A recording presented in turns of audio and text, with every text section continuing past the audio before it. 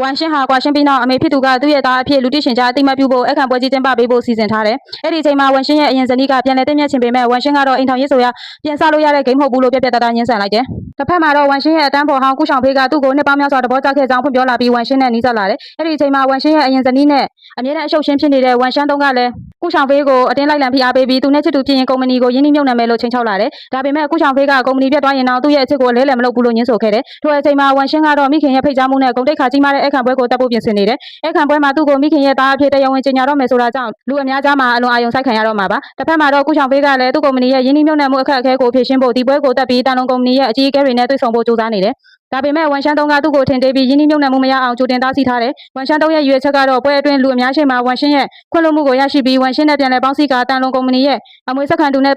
ဆက်ဆက်ပြီးကို့အကျိုးအမြတ်ရယူဖို့ဖြစ်တယ်။ဒါပေမဲ့သူမသိသေးတာကဝမ်ရှင်းဟာအခုတော့တန်လုံကုမ္ပဏီရဲ့ပျောက်ဆုံးနေတဲ့သားအဖြစ်တရားဝင်ပြန်လည်အသိအမှတ်ပြုခံရတော့မဲ့သူဖြစ်နေပြီဆိုတာပါပဲ။